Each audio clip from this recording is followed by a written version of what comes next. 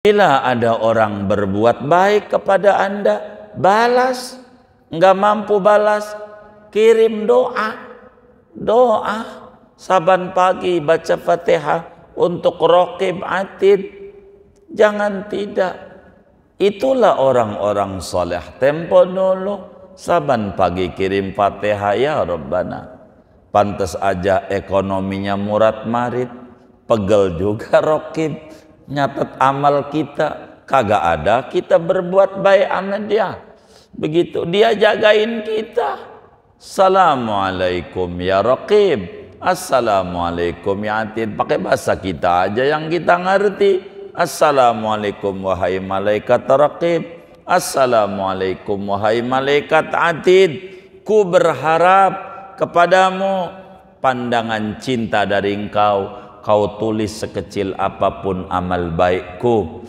Begitu. Hai Atid, ku berharap pandangan cinta darimu. Jangan buru-buru tulislah perbuatan jahatku. Ingetin aku biar bertaubat. Karena itu ku hadiahkan surat Al-Fatihah untukmu sebagai wujud terima kasih. Begitu. Ini belum pernah dari dulu. Ya Allah. Pantas hidupnya masih suka galau, stres, mumet, buruk sangka, berkata buruk. Ini nggak benar kalau begini. Raqib Atid baiknya kayak begitu. Sadarkan langkah kedua pada diri. Bilang sama diri, lo ini mulai bangun tidur, ada namanya malaikat Raqib. Semua kebaikanmu dicatat. Tidak ada yang tidak dicatat oleh Raqib. Kau terus berbuat baik sebanyak-banyaknya. Penuhi catatanmu dengan yang baik-baik. Jejak digital tidak pernah bohong. Ini Raqib. Ada jejak digital yang bakal dibongkar di akhirat nanti, diviralkan oleh Allah di hadapan semua makhluk nanti. Dan ada malaikat Atid yang nyatet amal buruk. Kalau kita nyolong punya orang, ada dalam catatan kita. Hari anu kita pulang ngaji ngambil sendal Neckerman karena salah dengar dari gurunya. Yang bagus-bagus diambil, yang buruk-buruk ditinggal. Maka ditinggallah sendal swalau yang bawahnya pakai peniti. Maka ngambillah Neckerman. Ini dicatat ame Atid. Kita jelek-jelekin orang, dicatat ama Atid. Apalagi jelek-jelekin laki sendiri, yang ngasih duit sama dia dijelek-jelekin juga, mana lakinya jelek lagi, tambah jelek aja dia. Begitu. Ini dicatat sama Atid. Atid begitu, geblek lubang. Ya Allah, gimana nggak manjur doa bini nembus ke langit, tambah geblek aja tuh laki. Doain. Lihat itu yang namanya orang babi ngepet. Lakinya ngeluyur, bininya cakep, jagain lilin. Maknanya kerjasama. Kita bukan jadi babi ngepet, tapi lakinya ngeluyur, bininya jagain ratib, yasin, waqi'ah. Jadi lakinya gampang nyari rezekinya. Tidak ada seorang suami yang sukses melainkan di belakangnya ada dia punya istri yang tidak ngomel-ngomel tapi doain terus sama lakinya. Makanya ada satu anekdot itu diceritakan, ada orang kaya raya ngadakan lomba Agustusan. Siapa yang bisa renang di kolam renang saya ini, saya bagi duit 100 juta. Kolam renangnya gede, tapi ada buayanya. Ada apa? Buayanya. Mana galak lagi tuh buaya. Ada orang jebur aja. Begitu. Ngap-ngapan dikejar buaya. Begitu. Ngap-ngapan. Kurang ngajar ini yang jorokin saya ini. Begitu. Alhamdulillah Allah selamatin, nyebrang juga. sampai ujung kolam renang. Pas sudah nyebrang marah, siapa ini yang jorogin sini, kurang ajar ini. Itu bininya nyengir-nyengir kipas 100 juta. Kata dia, emang juga suksesnya suami itu karena didorong oleh istri. Begitu. Assalamualaikum warahmatullahi wabarakatuh. Bismillahirrahmanirrahim. Alhamdulillahi rabbil alamin. Wassalatu wassalamu ala sayyidil awwalin wal akhirin, sayyidina wa maulana Muhammadin wa ala alihi wa sahbihi ajma'in. Allahumma inna nastahdika li arsyadi amrina wa zidna ilman yanfa'una. Qala al-imamul haddad rahimahullahu ta'ala wa nafa'ana bihi wa bi barakati ulumih wa ghafara lahu wa li masyaikhihi wa li masyaikhina amin. Wa mata ra'aita min nafsika takasulan an ta'atihi aw mailan ila maksiyatihi fadzakkirha bi anna Allaha yasma'uki wa yaraki wa ya'lamu sirraki wa najwaki. Kapan-kapan kamu melihat daripada nafsumu, dirimu akan rasa malas daripada berbuat taat kepada Allah, au mailan ila maksiyatihi, atau condong kepada mendurhakai Allah, fadzakirha, maka peringatkanlah olehmu akan nafsumu, bi annallaha yasma'uki, dengan bahwa Allah itu mendengar akan engkau, wa yaraki, dan melihat Allah akan engkau nafsu, wa ya'lamu sirraki wa najwaki, dan Allah tahu akan rahasiamu dan bisik-bisikmu. Fa illam yufidha hadza dzikru, maka jikalau tidak memberi faedah akan nafsumu oleh ini peringatan, liqusuri ma'rifatiha bijalalillahi ta'ala, karena kurangnya mengenalnya dirimu dengan kebesaran Allah Ta'ala, fadhkur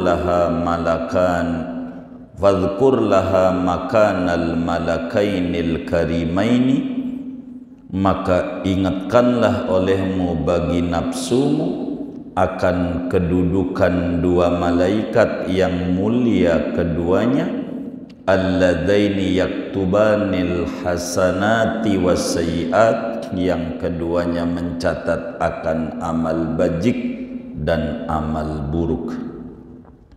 Watlu alaiha, bacakan olehmu atas dirimu, idh yatalaqal mutalaqqiyan anil yamini wa anil shimali qa'id, ma yalfidhu min qawlin illa ladaihi raqibun atid. Ketika berjumpa oleh dua yang berjumpa dari kanan dan dari kiri, tidaklah melafalkan daripada ucapan, melainkan di sisinya ada malaikat raqib dan atid. Fa illam yatata'assar bihadza tadhkiri fadhkur laha qurbal maut, maka jikalau tidak memberi bekas oleh nafsu dengan ini peringatan, fadhkur laha qurbal maut, maka ingatkanlah olehmu bagi nafsumu akan dekatnya kematian. Wa annahu aqrabu ghaibin yuntadharu, dan bahwa mati yaitu paling dekatnya yang gaib yang dinantikan. Wa khawifha bihujumihi ala ghairika, dan takut-takutilah olehmu akan nafsumu dengan datangnya kematian atas orang lain. Wa annahu mata nazala biha wa hiya ala halatin ghairi mardiyatin tanqalibu bi khusranin la akhira lahu, dan bahwasanya kapan-kapan datang oleh mati pada dirimu, padahal dia dirimu nafsumu itu di atas keadaan yang tidak diridhoi, maka berbaliklah nafsu itu dengan kerugian yang tidak ada ujung baginya.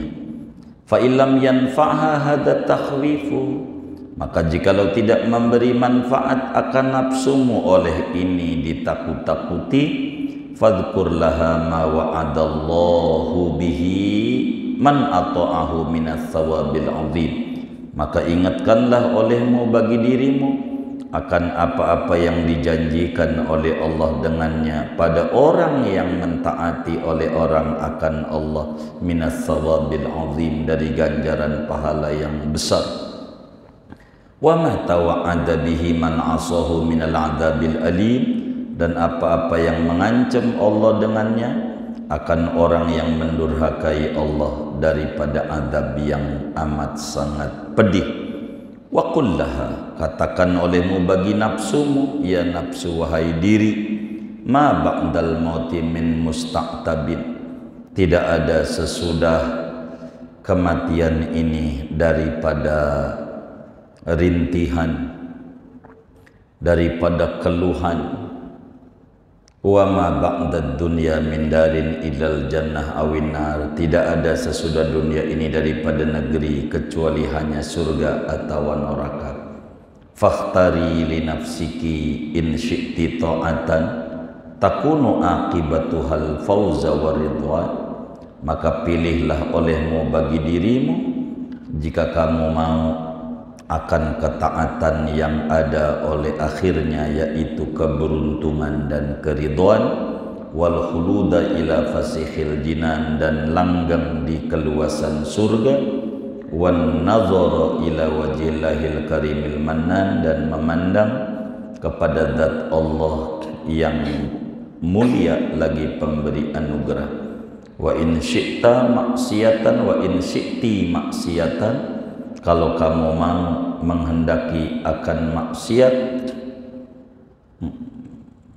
yakunu akhiruha, yang ada oleh akhirnya maksiat, al khizya wal hawana, yaitu kehinaan, kerendahan dan kehinaan, was sukhta wal hirmana, kemurkaan dan kehampaan, wal habsa baina tabaqatin niran, dan dipenjara di antara lapisan-lapisan neraka, wal iyadu billah. Wallahu a'lam bissawab. Segini kita bedah. Saudara sekalian, Imam Haddad memberi wasiat kepada kita, orang yang mau suluk menempuh jalan menuju kebahagiaan akhirat. Di dalam kitab ini masih memasuki wasiat yang ketiga, yaitu pentingnya memiliki sifat muraqabah dalam hidup dan kehidupan seorang muslim. Muraqabah artinya perasaan yang ada di dalam hati kita bahwa kita dikontrol Allah, dilihat Allah, dipandang Allah, diperhatikan Allah, dipantau Allah, mulai dari kita bangun tidur sampai tidur kembali. Hari-hari kita tidak lepas diperhatikan oleh Tuhan yang begitu baik kepada kita. Kita tidur ngorok, telinga kita dijagain, tidak masuk semut di kuping kita, mulut kita tidak dimasuki kecoa, padahal kita nggak ada yang jaga. Begitu perhatiannya Allah, ngasih kita oksigen gratis, ngasih rezeki ama kita, ngasih sehat ama kita. Begitu banyak kebaikan-kebaikan Allah yang diberikan kepada kita. dan Allah pandang kita, lihat kita, pantau kita, memperhatikan gerak-gerik kita, hembusan napas kita yang terbesit di pikiran dan di hati kita, semuanya tidak lepas dari pengontrolan Allah. Ini namanya muraqabah.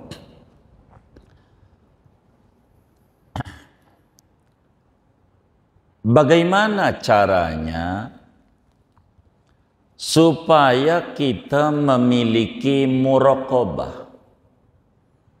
Apa faktor-faktor yang mendatangkan muraqabah?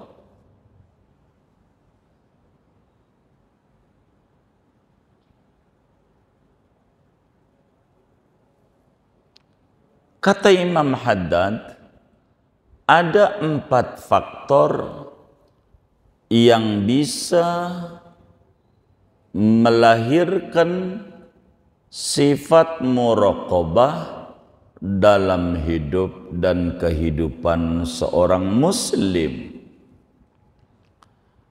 Ada 4 faktornya.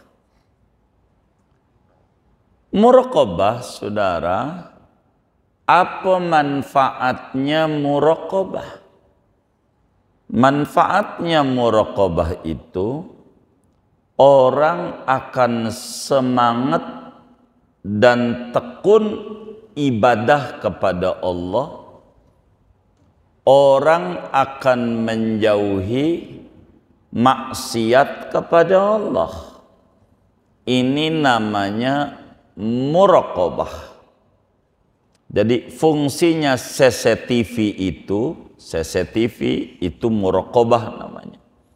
Fungsinya CCTV untuk memberi orang mawas diri, tidak ngambil barang orang lain karena ada video rekaman yang merekam gerak-gerik dia, sehingga dia tidak mau menyimpang, sehingga dia berbuat yang normal. Manusia dicipta oleh Allah Subhanahu wa ta'ala hadir di jagat raya ini, hikmahnya untuk mengabdi, beribadah kepada Allah Subhanahu wa ta'ala. Wa ma khalaqtul jinna wal insa illa liya'budun. Tidaklah Allah cipta jin dan manusia melainkan hikmahnya mereka mengabdi, beribadah kepada Allah Subhanahu wa ta'ala, baik ibadah mahdhah ataupun ibadah ghair mahdhah. Maka dia akan sadar bila tahu hikmah adanya dia di jagat raya, maka Allah tidaklah mengadakan kita dari tidak ada menuju ada di alam dunia ini, melainkan agar kita bahagia. Tidaklah Allah mewujudkan kita di jagat raya ini melainkan untuk kita bahagia, untuk kita sukses. Tidak ada Allah mewujudkan kita untuk membuat kita celaka, sengsara di dunia. Tidak. Akan tetapi biar kita bahagia, hidup di bawah undang-undang ilahi, mengikuti titah yang diatur oleh Allah, yang disampaikan oleh Rasulullah sallallahu alaihi wasallam. Karena itu, bagaimana supaya muncul muraqabah? Imam Haddad bilang ada 4 langkah yang bisa mendatangkan sifat muraqabah dalam hidup dan kehidupan seorang muslim. 4 langkah ini karena berbicara di tingkatan mana imannya seseorang, maka di semua level, di semua tingkatan, maka ada obatnya untuk bisa sembuh dari penyakit hati, malas beribadah, dan demen bermaksiat. Ada 4 cara kita bisa muraqabah. Muraqabah begitu. Ada kalanya sebetulnya muraqabah itu ada pada kita, cuman kadang besar kecilnya tergantung perjalanan rohani orang. Puasa umpamanya, ketika kita puasa jam 9 pagi, bini kita enggak lihat, anak kita enggak ada, bisa aja kita minum, bisa aja kita makan, bisa, karena enggak ada yang lihat. Tapi kita enggak kerjakan sebelum adzan maghrib. Kenapa? Itu pertanda ada muraqabah. Padahal barang itu nyata-nyata halal, nyata-nyata milik sendiri, ogah juga dimakan karena belum waktunya dilihat oleh Allah. Satu tanda positif bahwa orang itu ada muraqabahnya. Hanya yang menjadi persoalan dawamul muraqabah ini yang harus diupayakan oleh kita. Bagaimana caranya mendatangkan muraqabah? 4 faktornya. 1, bila kita malas ibadah, bila kita malas sholat, bila kita berat berbagi, bila kita cenderung pengennya main hardolin, dahar modal ulin, harmoko, dahar modal ngaroko, mainnya mancing mulu, nongkrong mulu, mainnya begitu. Maka yang pertama langkahnya, ingatkan pada diri sendiri, Allah pandang kita, Allah lihat kita, Allah dengar apa yang keluar dari mulut kita, dari omongan-omongan ghibah, omongan buruk, omongan jelek, didengar oleh Allah, direkam oleh Allah, dan nanti akan ditanya di akhirat. Jadi langkah pertama ini tinggi. Emang orang tasawuf itu selalu tidak pernah menyebutkan dari yang rendah. Beda dengan orang fikih. Kalau orang fikih pasti menyebut yang rendah. Ngomongin sholat duha umpama, orang fikih pasti ngomong minimalnya 2 rakaat, maksimalnya 12. Itu orang fikih. Orang tasawuf enggak, maksimalnya 12. Bilang enggak kuat 10, enggak kuat 8, enggak kuat 6, enggak kuat 4, enggak kuat 2. Begitu. Dari atas. Karena orang tasawuf itu selalu ngajak dari yang paling tinggi. Maka Imam Haddad begitu. Langkah muraqabah ada 4. Yang pertama, memahami sifat-sifat dan asma-asma Allah. Allah itu maha mengetahui, Allah itu maha melihat, Allah itu maha mendengar, Allah tahu lintasan hati, bisik-bisik juga Allah tahu. ini dia harus terekam di hatinya. Ada nur, ada cahaya dalam hatinya bahwa Allah perhatikan kita, lihat kita, dengar kita, apa yang kita omongin semuanya didengar oleh Allah. Apa yang kita kerjakan semuanya dilihat oleh Allah. Busuknya hati kita Allah tahu, pelitnya hidup kita Allah tahu. Begitu, itu harus, itu obatnya. Yang kemarin Allahu ma'i, Allahu syahidi, Allahu nazirun ilayya. Zikir untuk memunculkan langkah pertama, bagaimana biar ada perasaan dalam diri Allah selalu bersama kita, Allah selalu menyaksikan gerak-gerik kita, Allah selalu memandang, memperhatikan, memantau kita.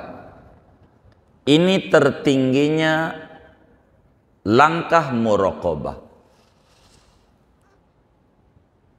Bila yang nomor satu nggak bisa, karena kata kita bakal jawab, ini langkah ini berat, saya nggak bisa.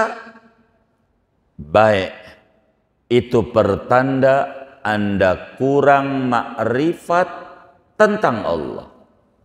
Anda kurang kenal tentang Allah. Anda kurang memahami tentang sifat-sifat Allah. Bila langkah ini kita tidak bisa karena kita kurang tauhidnya, lemah tauhidnya, berbicara kemari nggak kuat, sulit nongol bila Allah ada selalu bersama kita, sulit nongol dalam diri kita bila Allah pantau pandang kita, maka langkah ini berarti tingkat keimanan kita rendah, bukan di kelas ini. Ini namanya singkong, maka kita berarti kelasnya bayi. Bayi tidak cocok makan singkong, kelolodan, bubur, maka harus turun dari langkah pertama menuju langkah berikutnya. Karena kita bukan di kelas ini, berarti tingkat keimanan kita kepada Allah, qalbu kita masih mahjub, iman kita masih kelasnya iman ghafil, iman yang lalai. Qalbu kita kelasnya qalbu yang terdindingi daripada haqiqatut tauhid. Bila kelas ini nggak bisa, maka cara mendatangkan muraqabah turun pada langkah kedua.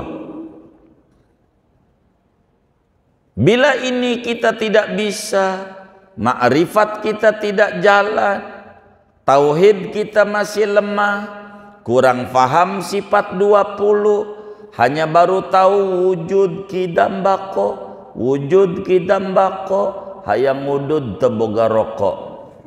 Baru kelas itu, tidak ngerti sir daripada sifat-sifat Allah, tidak mengerti makna dari asma-asma Allah, maka masuklah kita, kata Imam Haddad, pada langkah kedua menuju muraqabah. Apa itu? Yaitu yakini ada raqib ama atid nyatet kita. Kita ini saban hari ada raqib ama atid.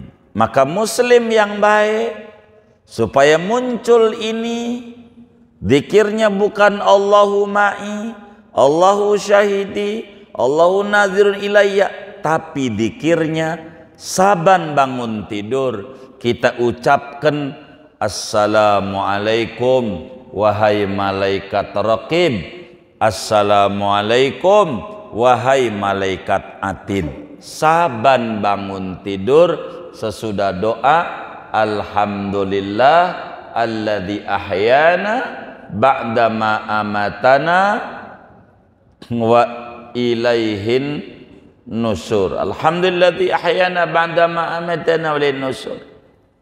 Kita ngomong assalamualaikum wahai malaikat raqib, assalamualaikum wahai malaikat atid, ku hadiahkan kepadamu surat Al-Fatihah.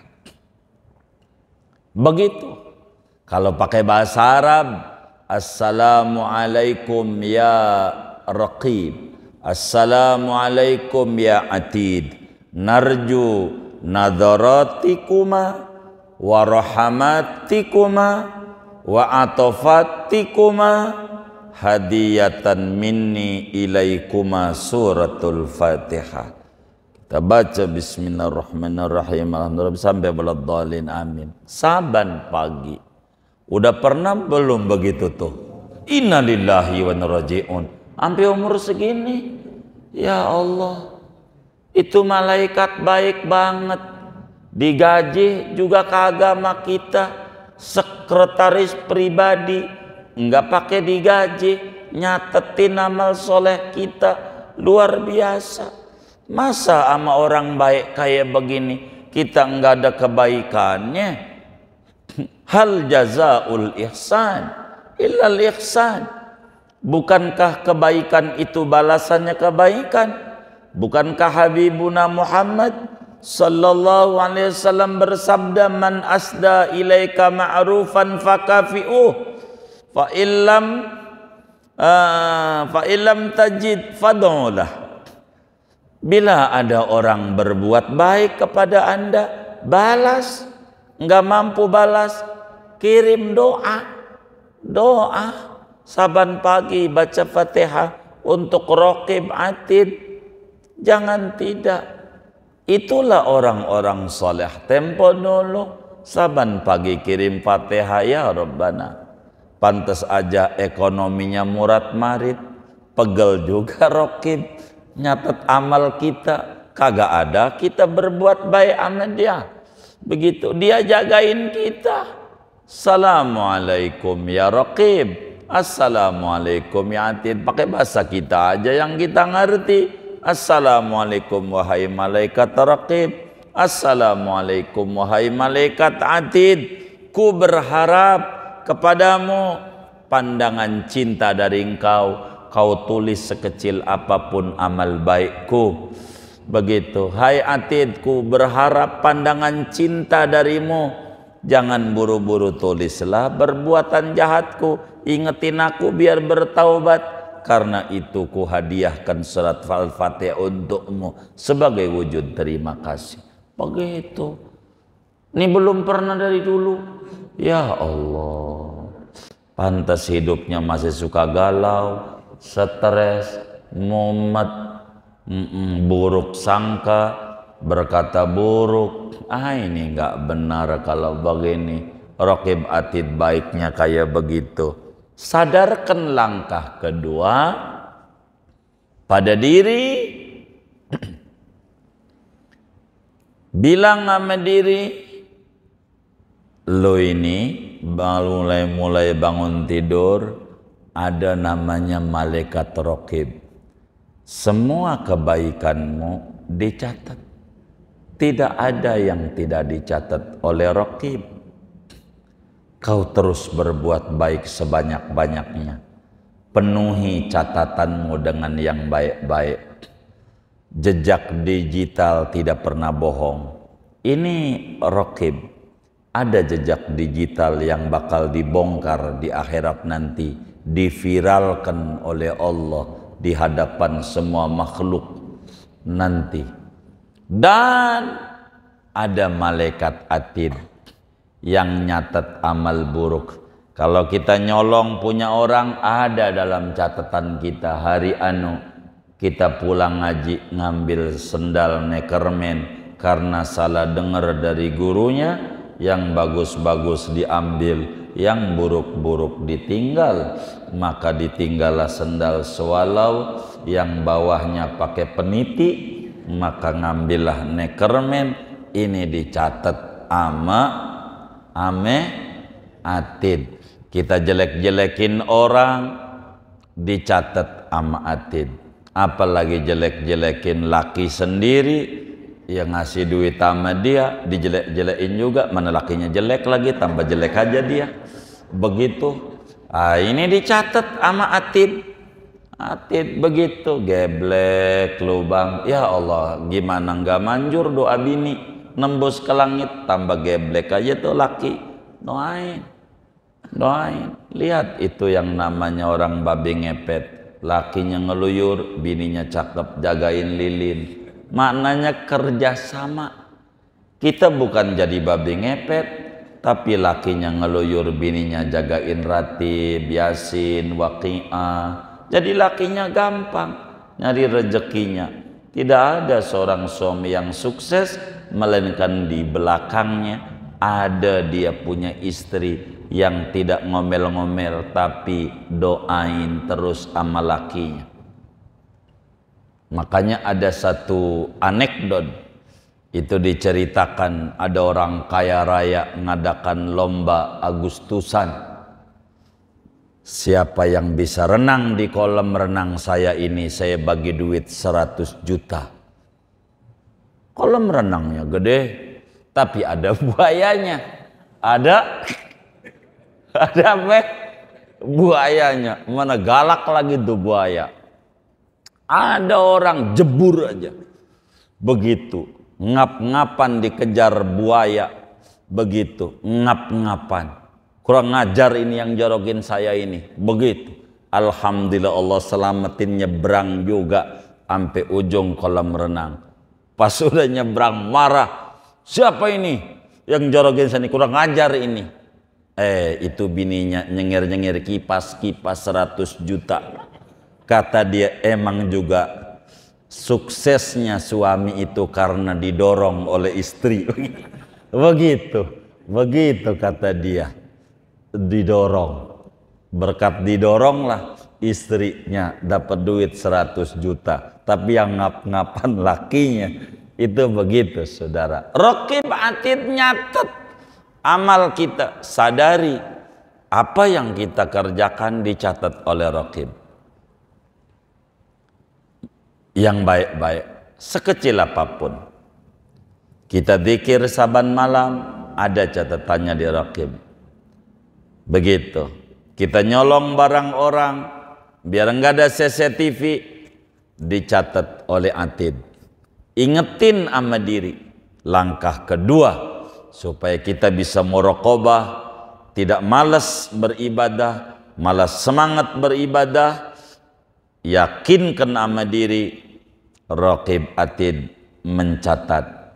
Bilang, Allah berfirman di dalam Al-Quran pada surat Qaf pada ayat 17, ma yalfidu min qaulin illa ladaihi raqibun atid. Tidaklah mengucapkan yang diucapin, melainkan raqib mencatat kalau diucapin. Jadi raqib kalau di hati nggak bisa nyatet. Ikhlas, ria, dengki, raqib nggak bisa nyatet itu. Orang ini dengki nggak bisa, dosa dia nggak bisa nyatet. Ikhlas nggak bisa nyatet. Ria, sum'ah, ujub nggak bisa nyatet. Sebab yang dicatat oleh raqib yang keluar dari anggota tubuh. A'malul jawarih, amal anggota. Itu raqib. Atid begitu. Tapi di hati enggak dicatat. Kalau di hati. Raqib enggak bisa mencatat yang di dalam hati. Karena tidak talafud. Bahasa Al-Quran ma yalfidu. Apa yang dilafalkan, yang diomongin, yang dikerjain sama tangan, sama kaki, sama mulut, indera kita. Itulah yang dicatat oleh raqib dan oleh atid. Maka buruk kita sama orang, raqib enggak nyatet. Begitu. Seperti istri di hatinya ngomong sama lakinya, geblek lubang, enggak apa-apa. Enggak apa-apa. Lakinya marah enggak? Marah enggak? Kagak. Biar 1000 kali enggak apa-apa. 1000 kali. Geblek lubang di hati. Di hati. Tapi kalau diucapin, lakimu mana, Pok? Di tukang sayur pagi-pagi. Aduh, ampun banget kerjanya mancing bulu mancing. Orang pada kecipulir kemana dia mau, ya Allah, muara gembong lah. Begitu. Tuh yang diomongin ini nih dicatat. Tapi kalau dalam hati enggak. Kalau hati dicatat, aduh, udah sabrak itu buku di hati. Sebab hati ini enggak pernah berhenti bicara. Jadi yang dicatat yang diomong. Yang dalam hati enggak. Raqibatin. Enggak mencatat itu. Enggak bisa mencatat. Ada malaikatnya lagi. Di langit 1, 2, 3, 4 Imam Ghazali tulis dalam Minhajul Abidin, juga di dalam Minhajul Talibin, di dalam Bidayatul Hidayah, juga di dalam Ihya Ulumuddin, semuanya. Dari tingkat dasar menengah sampai atas ada catatan itu. Singkatnya, langkah kedua supaya bisa muraqabah, tanamkan di hati segala yang diucapin, dikerjain, ada malaikat yang mencatatnya, raqib atid. Karena itu ucapkan salam saban pagi kepada 2 malaikat yang baik ini supaya ada cahaya ingat menuju langkah yang kedua. Yang ketiga, bila raqib atid juga sulit untuk muncul di hati kita sehingga kita semangat ibadah, berhenti bermaksiat, maka langkah ketiga, karena kita tidak paham tentang barang gaib, karena malaikat ini masuk dalam alladzina yu'minuna bil ghaibi, enggak kelihatan oleh kita, maka langkah ketiga adalah ingatkan dalam diri bahwa kita akan mati. Zikrul maut. Munculkan dalam diri kita di dunia kagak lama. Di dunia sebentar. Kita bakalan mati. Dan mati itu adalah yang tidak kelihatan, yang dekat dengan kita. Betapa banyak teman kita yang Ramadan tahun lalunya tarawih di samping kita, udah nggak ada lagi. Yang tadinya ngaji dekat kita, udah nggak ngaji lagi. Udah pindah ke tanah kusir. Begitu.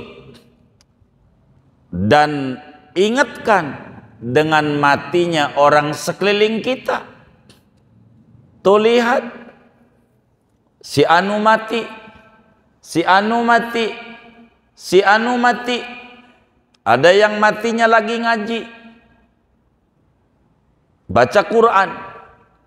Ada yang matinya lagi ngaji, ngurusin kuda, ngatur biji.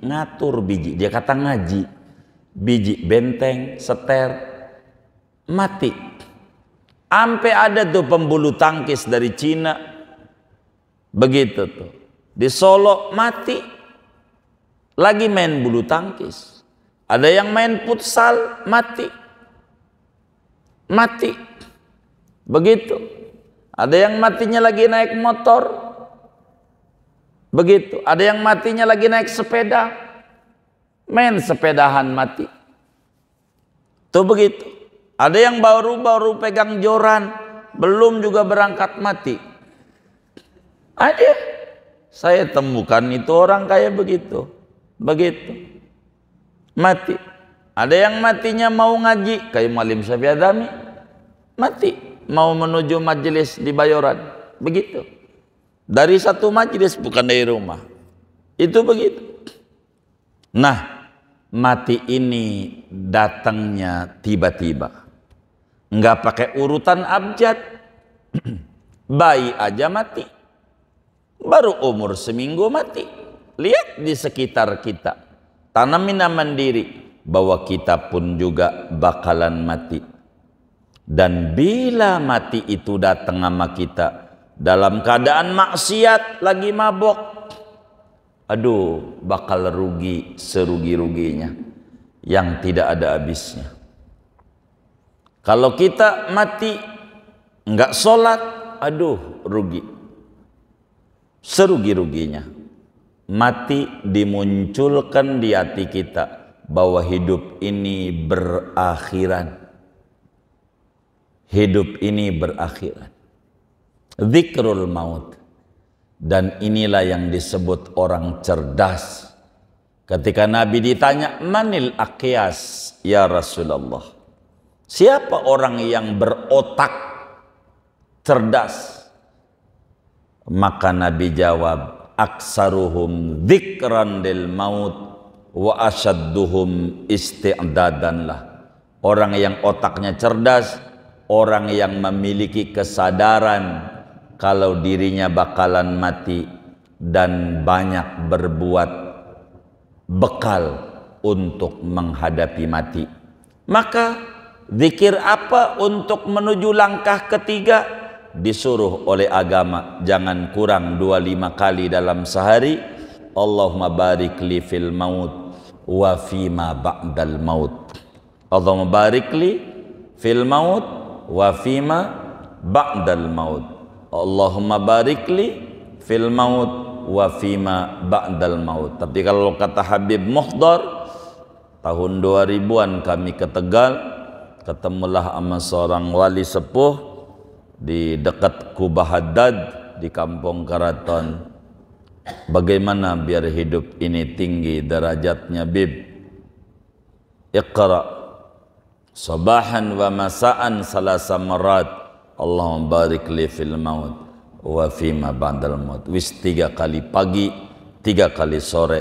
Jangan tinggal. Allahumma barik li fil maut wa fima ba'dal maut.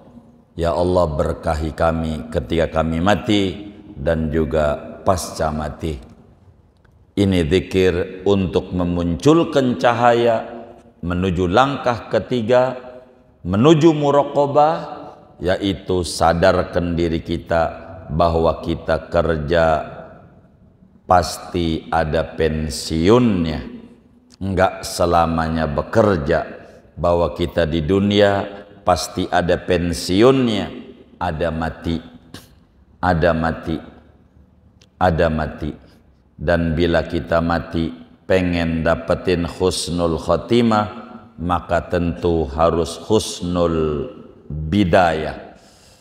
Husnul bidayah harus bagus saat hidupnya, baru matinya bakalan bagus. Kalau kita pengen matinya tidak su'ul khotimah, jangan kita su'ul bidayah. Maka kata Imam Ibnu Athaillah dalam hikamnya, min alamatin nujhi fin nihayat ar-ruju'u ilallahi fil bidayat. Di antara tanda kesuksesan orang di akhir kehidupannya, dia harus kembali pada Allah di awal perjuangannya di dunia. Dia harus sadar kalau dia bakalan meninggal dunia, sehingga akan muncul, tidak akan mati-matian mengejar sesuatu yang kagak ada manfaatnya kala mati. Tidak akan selagu-lagunya dalam hidup mengerjakan sesuatu yang tidak punya nilai untuk hidup di akhirat nanti. Langkah ketiga, munculkan dalam hati bahwa kita bakalan mati. Malaikat maut bilang, hari ini adalah hari terakhirmu. Munculkan perasaan begitu. Sampai Nabi bilang, sholli sholata muwaddi', Salatlah kamu seperti salat orang yang pamitan. Kalau kita pengen bagus hari-hari kita, munculkan di hati kita, malaikat maut bilang sama kita, ini hari terakhirmu. Besok kamu tidak hidup lagi. Sehingga kita punya kesemangatan mengerjakan yang baik-baik di hari itu. Ini langkah ketiga. Kata Imam Haddad, bila ini pun enggak mempan, karena hati kita keras, ama mati kagak inget, sampai ulama mengatakan ma ra'aitu yaqinan asbaha minasyakki minal maut. Aku tidak melihat barang pasti yang mirip kayak tidak pasti selain daripada mati. Padahal orang itu menyatakan mati pasti, tapi tidak ada persiapan ngadepin yang pasti ini, kayak tidak pasti mati itu. Sehingga kepupusan hati yang oleh Imam Ibnu Athaillah dalam hikamnya, ijtihaduka fima duminalak wa taksiruka fima tuliba mink dalilun ala intimasil basirati mink. Anda sungguh-sungguh mengejar rezeki yang dijamin oleh Allah, tapi tidak ibadah yang tidak dijamin, malah sembrono, pertanda cahaya batinnya pupus adanya, hatinya mati, redup. Karena itu kita tidak ingat ama mati. Bila ini tidak muncul, maka yang keempat terakhir, tidak ada cara untuk menuju muraqabah, yaitu bilang sama diri kita tentang iklan-iklan agama. Baca itu kitab targhib buat tarhib, baca itu kitab tentang motivasi-motivasi, iklan-iklan Rasulullah, berita-berita yang disampaikan oleh Rasulullah. Tentang apa? Allah janjikan ganjaran pahala besar bagi mereka yang berbuat taat, dan Allah ancam orang yang berbuat maksiat dengan siksaan yang besar,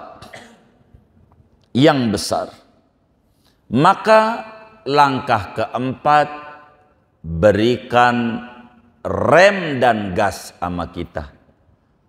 Gas, siapa yang baca sholawat sekali, Allah berikan sholawat 10. Siapa yang baca sholawat 10, Allah berikan sholawat 100. Siapa yang baca sholawat 100, Allah berikan sholawat 1000. Siapa yang baca sholawat saban hari 1000, akan dia lihat surga sebelum matinya. Tahu kapan matinya, hari apa, akan tahu. Orang yang baca sholawat 1000 saban harinya, gua bakal mati hari anu, bakalan tahu. Begitu. Kalau 1000, ini namanya targhib, janji-janji agama yang diberikan kepada mereka. Ala bidzikrillah tatmainnul qulub. Zikir itu menenteramkan jiwa. Gundahnya kita bukan perlu datang ke psikolog, ke psikiater, bukan itu. Tapi gundah dan stres kita kurang ingat Allah. Karena dengan ingat Allah, hati jadi tenteram.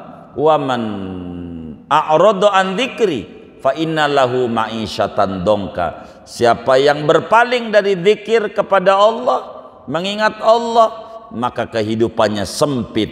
Ini namanya rem supaya ngerem kita, supaya kita jangan maksiat. Maka banyak tuh beri informasi sama diri, baca tuh ancaman agama kalau berbuat begini, kalau nyolong bagaimana, kalau dia mabok bagaimana, kalau dia judi bagaimana, kalau menggibah bagaimana. Ini dibaca-baca sampai nama diri tentang tarhib, tentang peringatan. Hidup tidak lebih dari 2 hal. ada reward dan ada punishment. Di mana ada hadiah, di sana ada hukuman. Itu berimbang hidup.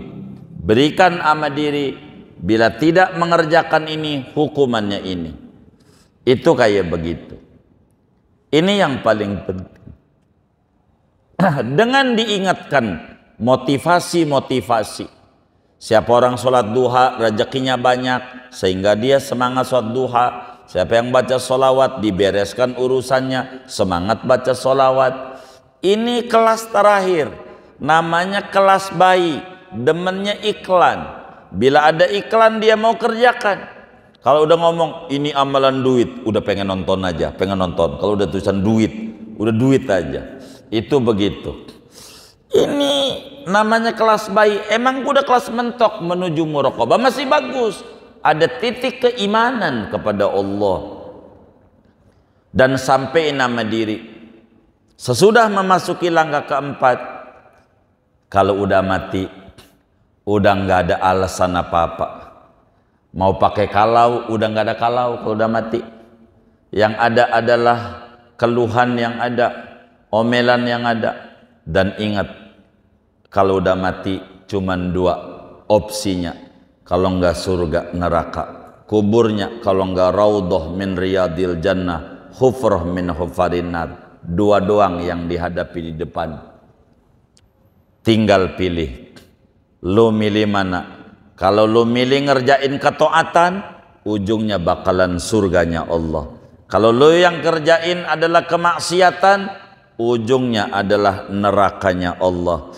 Hidupnya sengsara, kuburnya gelap, sempit, ngap. Tapi lu ketaatan, demen ngaji, demen ibadah, kuburnya luas, terang, jadi taman yang indah daripada taman-taman surga. Lu boleh pilih yang mana lu mau, maka lu silakan tanam berenuk, lu bakal buahnya berenuk. Tanam duren, lu buahnya duren.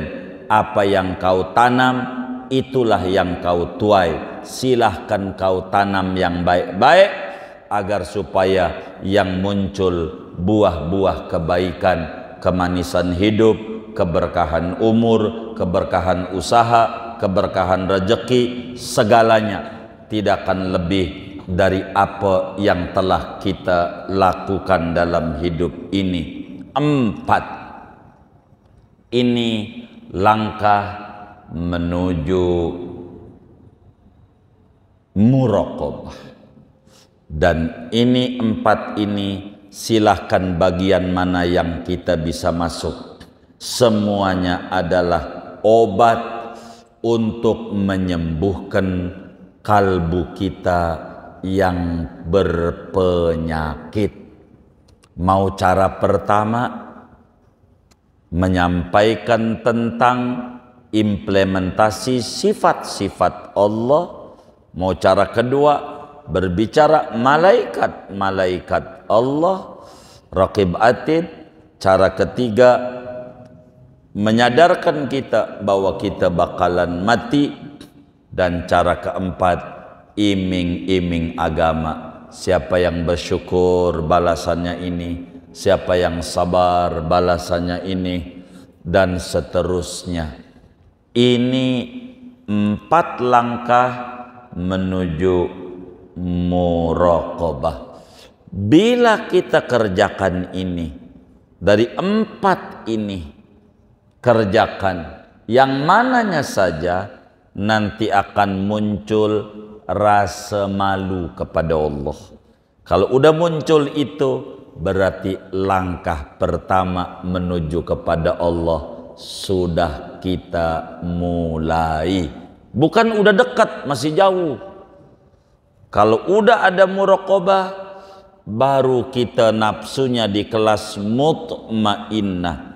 Bila mutmainnah, baru kelas irji'i ila rabbik. Baru balik sama Allah. Baru tahap pertama menuju kedekatan dengan Allah. Masih jauh, tapi itu sudah langkah pertama menuju kedekatan dengan Allah. berarti ada muraqabah. Dan kita udah memasuki dunia sufi kalau sudah ada muraqabah dalam diri kita.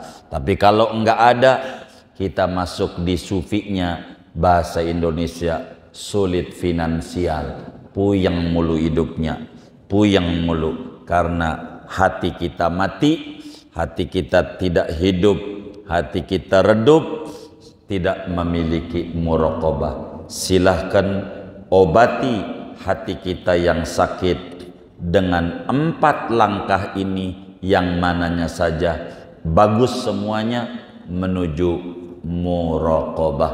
Mudah-mudahan Allah anugerahi kita akhlak-akhlak yang mulia, Allah beri kita rezeki muraqabah dalam hidup dan kehidupan kita, sehingga kita makin dekat dengan Allah dan makin dekat dengan Rasulnya. Amin ya rabbal alamin. Al-Fatihah.